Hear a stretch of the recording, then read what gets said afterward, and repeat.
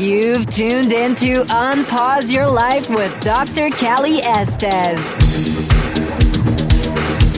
Your access to success strategies and more to help you move onward and upward with your life. Listen in each week as she interviews others who have really taken their essence to the next level and truly unpaused their life. Now here's your host, Dr. Callie Estes. Hey everyone, welcome to the show. This is Dr. Callie Estes, and I am founder of the Addictions Academy, the Addictions Coach, and Rehab Rescue. Welcome to Unpause Your Life. This is a great podcast where we showcase people who have done something extraordinary with their life. I welcome you, and I hope you enjoy all of our guests. On my way, found a reason to wake up another day. You are listening to Unpause Your Life with Dr. Callie Estes of the Addictions Coach and the Addictions Academy, and I am super pumped about my guest today, Damona Hoffman. She's an awesome, amazing female entrepreneur, which you know I love, and let me tell you about her. She is the host and producer of A Question of Love on TV's A+E. She's host of the groundbreaking TV series #Black Love, again on A+E. Host of Dates and Mates with Damona Hoffman, which has run for 6 years and is among the top 20% of podcasts worldwide. That's amazing.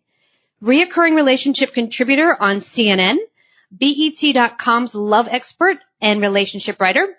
She is a certified dating coach with 13 years experience, author of the acclaimed online dating book, Spin Your Web, How to Brand Yourself for Successful Online Dating. And she's got 18 years experience in the entertainment industry as a TV producer and network executive. Welcome, Damona Hoffman. Thank you so much for having me. I'm so excited you're here. I love strong female entrepreneurs, and it's we have such a good following for women that want to hear about things that other women have done and how they've broken glass ceilings. So tell us a little bit about you and how you got here.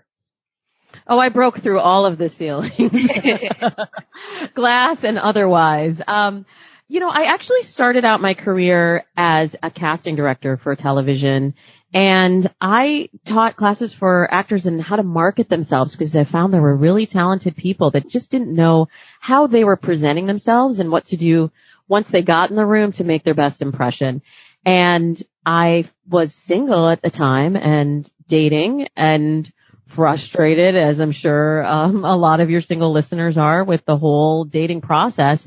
And it dawned on me that this technique for teaching people how to tell their story through their photos and really make the best first impression was essentially what I was doing when I was online dating. And so I applied those techniques in marketing and presentation toward my dating profile, and I ended up meeting my husband online. Dr. Callie was like 15 years ago. But I realized that really my system really worked. It worked for me, and then people came to me and asked me for help with their profiles, and it started to snowball from there. And I realized that this technique of understanding yourself and knowing how to present yourself in the right way, clearly and with purpose, it just changes everything. And so that became my mission to teach other people this technique and find love. That is such a unique niche, because I remember when I was single and I would go on these dates from the Tinder app and what have you. And the guy would stand in the bathroom and take his photo and look the shirt off. And I was always like, ew, like there's no presentation. So it's such a unique thing to hear you say that, because people don't think about that. They just take a photo and pop it up there. And then a lot of us go, okay, why am I wanting to date this person? Or what about this person do I find interesting? And a guy standing in the bathroom, taking the selfie in front of the mirror, there's like nothing interesting about that. So you cover all of that, correct? Absolutely. And I hate the bathroom selfies. I'm doing a feature in O Magazine, February issue, and they're giving away all my online dating secrets there, but I coach one of their editors, and one of the things I said was absolutely no bathroom selfies.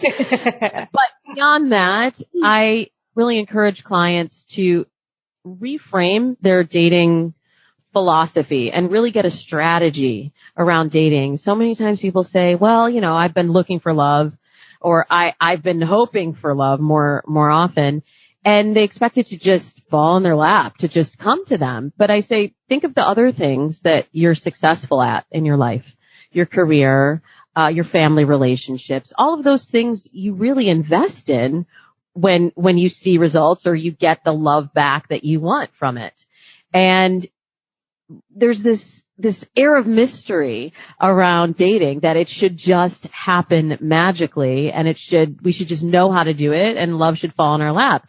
And I've just seen time and time again that when you actually put those same skills that make you successful in other areas towards dating, you get results and things happen quickly. It's not a mystery. There is a system, and that's what I teach people to do. That's awesome. Now, what do you do with people that say to you, well, I seem to be dating the same person? They might have blonde hair, brown hair, but I really seem to date the same guy. They're always an accountant or a CPA, and they always have an alcohol problem. Or what do you say to that? Dating patterns are meant to be broken if they're not serving you and they're not leading you towards the relationship that you want. I really get crystal clear before we even talk about what your profile needs to look like, how to text on a date. That's a big thing, how to text someone to get to the date. Now that's part of the communication. Before we even get to any of that stuff, I do a lot of work on clarifying who your ideal mate is. And we do visualizations, we discuss it, we make lists, we make visions and vision boards and all of that whatever helps you to clarify who is that person that I want to date. And if you've been dating people that don't serve you, if you've been dating people that are always codependent or have a substance abuse problem or are not showing up for you in the way that you need in a relationship, then that has to change. And one of the things that I really do with the visualization is get into the feeling of what it's like to be with that person. How does it feel to be with that person? What are the values that they hold? And how does that align with the life that you're trying to build? And once we crystallize that, then we can create a dating plan to find that person. But if you're just dating by chance and whoever walks in the door or whoever sends you a message on Tinder, you're going to get a hodgepodge and you're going to continue to attract the same negative things and relive the same negative patterns that aren't working for you. So this is almost like building a business or building a brand. You're putting yourself as your brand out there and you're looking for specific things that would fit your brand, correct? It's just like in the book title, How to Brand Yourself for Successful Online Dating. And a lot of people have accused me of not being a romantic dating coach. And look, I've been with my husband 15 years. We have 2 beautiful children. I love romance. We have date nights every week. I love romance. I love seeing my clients send me wedding pictures and baby announcements. I love romance. I do all the strategy stuff with you so that you can get to the date and have the chemistry and the mystery and the romance unfold there. It's just laying the groundwork. Okay, so what would you say to somebody that says, Damona, this is a lot of work. You want me to do all of this work to find my perfect mate. What would you say to that? I'd say, yeah, it is a lot of work. One of my phrases that I often say is date like it's your job. And a lot of the clients that come to me, particularly the women that I work with, they are actually already married. They're already married to their job. Mm-hmm. So the process is more about taking back that time from the other areas of your life where you've been investing. And you continue to invest in the things that give you love and that make you feel valued. So if you see that when you work 60-hour weeks, you get a promotion and you get more money and your boss says good job, or you're striving for that kind of recognition, you're going to continue to invest in that. But then that takes away time that you could be investing in your relationship. And the way I look at it, the person that you choose to blend your life with, that you hopefully are with for the rest of your life, and your finances are entwined with your partner, your emotional well-being. There's so many things that are impacted by the person that you are choosing to be with. And when you look at it that way, I think that there's nothing more important than that. And so to me, yeah, it's work, but what is it costing you to stay in the wrong relationship or to not have that partner and not feel that support and that emotional intimacy and not be financially supported? And, I'm a feminist, so I look at it as a partnership, but if you're not building that partnership and that's something that you want, what is it costing you to not be in that relationship? I like how you put that. So sure, you can hang out on Tinder and Bumble all day long, but what are you really doing? You're wasting your time. You're going out on dates. I've got a client for you, and I can't wait to send her to you because this is what she does. It drives me crazy. She goes on Tinder within a mile radius and says, I can't find anyone I like. Like, it's a mile. You're in Miami.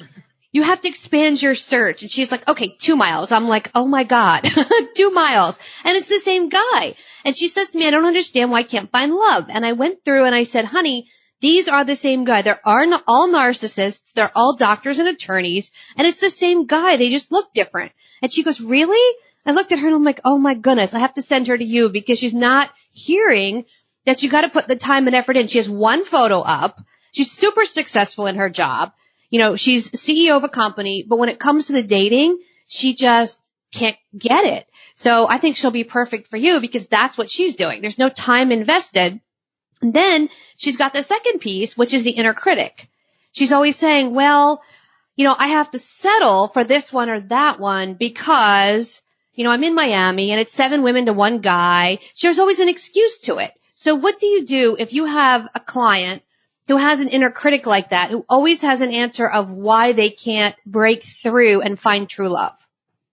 Well, there's always an excuse. Like I also work with some older women that are coming into dating really for the first time after a long-term relationship ending. And they say, men always want to date women who are younger, or, I can't find anybody because there's everyone is taken. And there's always an excuse that you can make. There's always a reason you can create for yourself. But the reality is that now, today, there are so many dating options available to you. If you even look back 2 generations, women predominantly married men in their immediate social circle that lived within a 5-mile radius of them, maybe even a 1 mile like your client. But it was because they didn't have choice. They didn't have options, and they didn't have the ability to meet your best match from anywhere in the world. So what I would say to your client is to really examine what are the values that you hold dear. What are your long-term goals? And then think of what is the kind of person that would fit into that lifestyle that you're looking to build, not who are you initially attracted to. And Tinder for someone like that is it's sort of an unhealthy dating app to use. And people always ask me, well, what's the best dating app? What's the best dating site? They all have their pluses. They all have their minuses. It's about finding the best one for you. But Tinder is based predominantly just on how someone looks. The profiles, the bios are very, very short. You can find out very little information from that about them.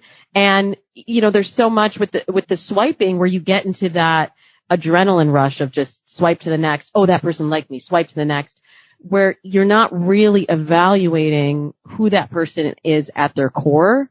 So I would probably have her try a different site, and probably one where people are making a monetary investment in it, because also the barrier for entry at Tinder is very low. So you get a big range of people who either want a serious relationship or are just looking to hook up. And if she's really looking for a relationship, she needs to go about it in a different way.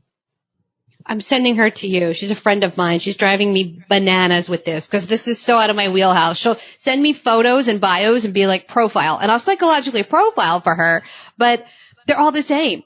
So I'm going to send her to you so you can tell her the same thing I told her, and then hopefully you can help her find love, because I can't do that. And sometimes you really have to switch how you are attracted to someone and not go just based on the initial reaction to their photo. Like, I'll tell you, in my own experience even, I created a dating plan for myself called Operation Date Nice Guys. I am not joking with you. I called it Operation DNG because I was also attracting the same kind of, like, I live in LA, it's artists, musicians, all these creative types that, were dating multiple girls, were not that invested in the relationship. And I recognized that I had a dating pattern that was not serving me. And I said, I need to date guys that are not just nice, but really are meeting me halfway emotionally, that are respecting me, that treat me the way that I deserve to be treated. So I had to really shift it. And when I went on my first date with my husband, honest to God, my first reaction was, he walked in the door, he had his Banana Republic wool slacks and his button-down shirt and his V-neck sweater. And I went, oh, he looks so nice. Maybe I have a friend I could set him up with, because he seemed too nice for me. But then I remembered the dating plan that I had, and I said, no, you're doing Operation Date Nice Guys. This is a nice guy. You need to give him a chance. And it took more time for the relationship to unfold. I didn't feel sparks and butterflies on the first date. But the more that I got to know him, the more that I realized he fit into that vision of what I wanted for my life and the life that we wanted to build together. And 15 years later, the passion is still unfolding. But if I had just gone based on initial chemistry, I'd be with one of those musicians with my heart broken. I married one of the musicians. I am the epitome of the bad boy. I like the tattooed, pierced, etc. But I wanted a bad boy with a good family life. So I wanted both. So I held out till I was 35 to get married to find that person.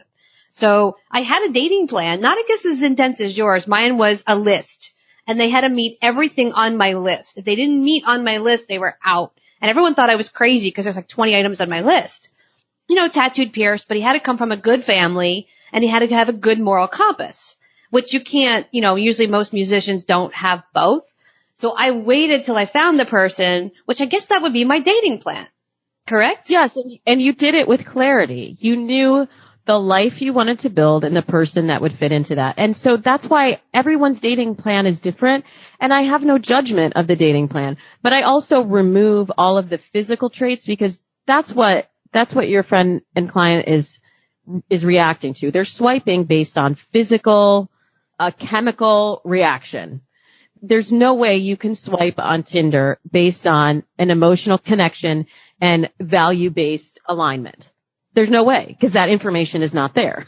Right. So you really have to get offline. And that's the other thing about online dating that I see a lot of people slipping up on. And I've done this for 15 years. So I was there before the Tinders.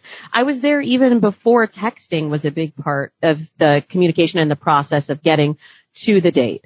And it's just so important to really connect in person and face-to-face conversation to really identify, who is this person? What do they want in their life? How do I feel when I'm with them? You can't do that over text. You have to move offline as quickly as possible. I'm a fan of the list, but I keep the list very short. I have my clients do just 3 must-haves and 1 deal breaker. And if the person matches those 3 must-haves and, as far as they can tell, doesn't have the deal breaker, I encourage them to go on the date and just 1 hour for the first date, just see if you're curious enough to go on a second date. And that's the thing that really leads my clients through the dating process, is curiosity. Are you wanting to learn more about that person? Not, can I see myself getting married to them? Do I want to meet their parents? Can I be a parent to their child? None of that on the first date. It's, am I curious enough to spend another date getting to know them, and let that curiosity drive you to the second date, the third date, and so on. Gotcha. So you use this term a lot, love as you are. What does that mean? Oh, I'm glad that you asked. Well, there's a lot of information out there in the dating world about masculine and feminine and presenting yourself in a certain way for a date. And as I said earlier, I'm a feminist dating coach. So I don't believe that you have to fit into a particular box of what society or someone else tells you is attractive. I believe that it's your job to get clear on who you are and what you need in a relationship in the life that you want to build. And then let that person be attracted to the authentic person that you are without changing, without transforming. I want you to be the best representation of yourself. Like, don't show up on the date, like, with your hair unwashed and, you know, we're in your, sometimes people do that. They're like, I don't want to look like I'm trying too hard. So, you know, they'll just wear jeans and show up scrubby. It's almost like a job interview. I always say, like, job. You want to put your best foot forward, but it has to be your own best foot. It has to be authentic to you. And especially, I mean, we could go into a whole thing about polarity and male-female dynamics, but I don't think every woman needs to be feminine. I don't think every man needs to be masculine. I think it has to be a balance of what you're attracted to. So show up as you are, love as you are, but love is the best representation of yourself, and then let that attract the right person to you. So you're going to love this. When I met my husband on the first date, I had been like serial dating before I made my list, and they never really liked them. And I would sit down, and the first question, of course, they would ask me is, do you have kids? And I always said, no, I don't want kids. Well, that was a deal breaker for almost every guy in their late 20s, early 30s.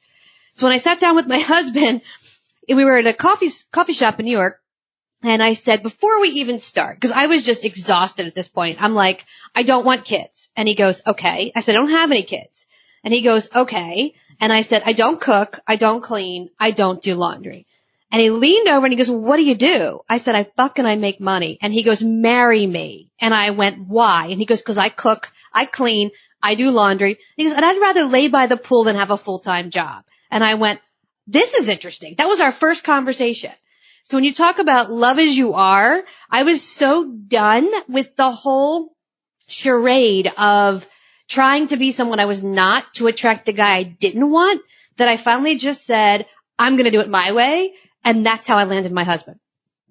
I do love that story. And it just shows how it works, how when you are clear. And, you know, I also find as people get older and they go on the wrong dates and they get into the wrong relationships, they get more clarity on what it is that they are looking for and what is that life that they want to build. So you knew that, and kudos to you for having the courage to say that up front. How many relationships did you invest in before where you knew all along what you wanted to say in your heart, but you went along with it because you thought, well, so many times people think like, if I let this one go, will the next one come along? So you had the courage to not be afraid of a no. That, and society tells you you should date a certain type of person. So I was expected to date a guy who could provide a nice house, a nice family, and children. And that's not what I ever wanted. So I had to go against everything my family had said. This is what you do. You know, you're Italian. You marry the boy next door from high school. You get a nice job working at the mall, and you make babies and buy a house 2 doors down from your mom. And I said, no, that's not what I want to do. So when I was 34 and unmarried, they started to think I was gay because it was, well, you don't have a husband, you don't have kids, you must be gay. And I said, no, I just haven't found the right person.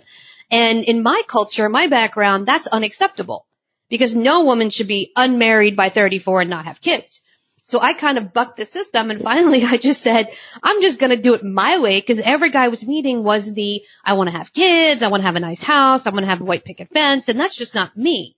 So it took a long time, and it took the frustration of, I'll just do it my way.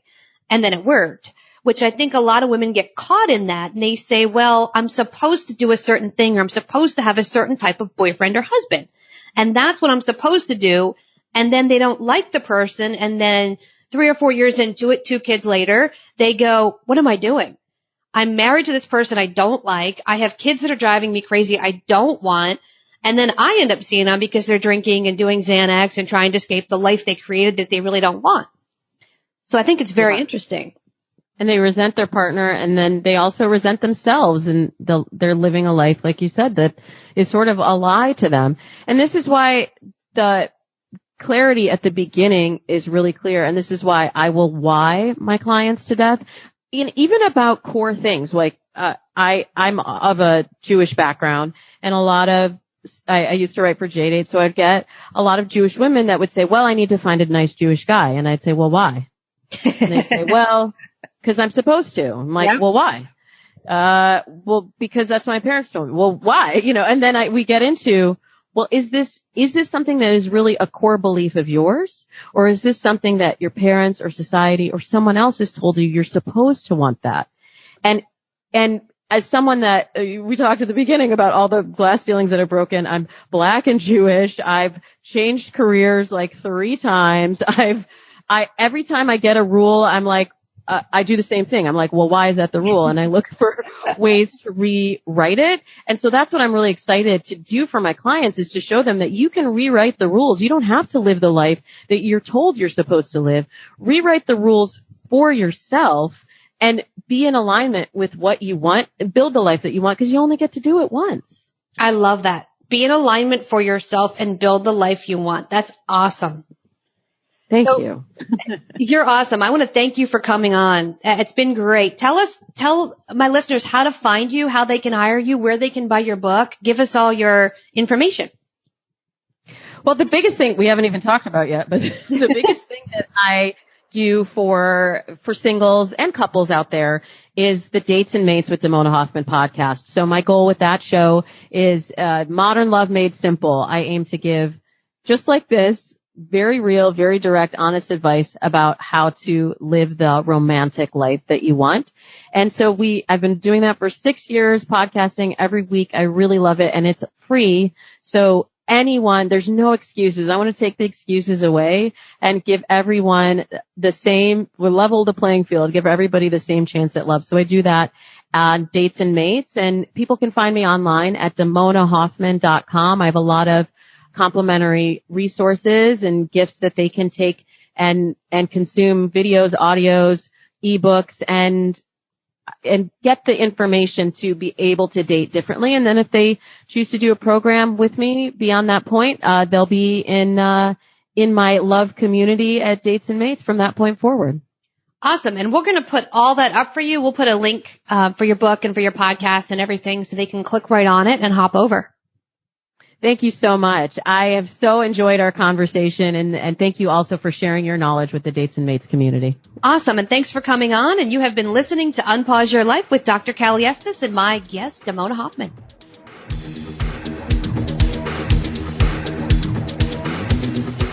Hey, everyone. Thanks again for listening. I really hope you enjoyed the show today.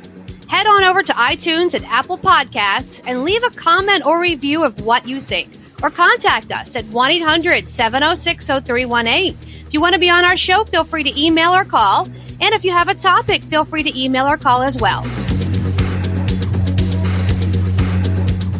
Thanks for listening to Unpause Your Life. For show notes and more, head on over to unpauseyourlife.com.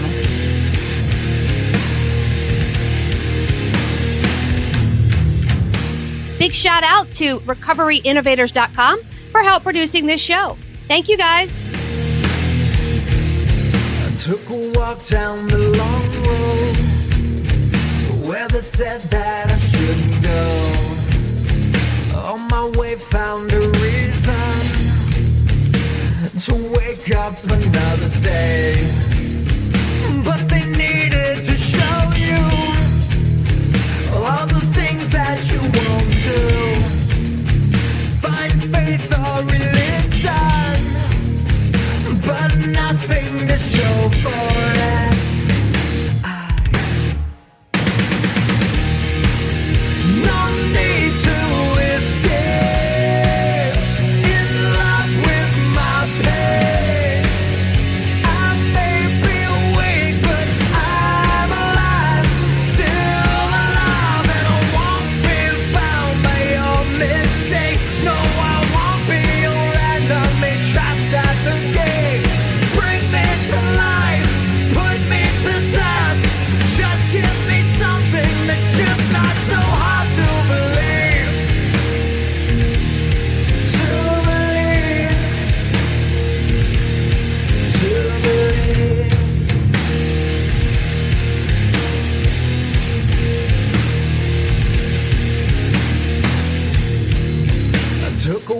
down the dark road where they said that I shouldn't go. I knew the danger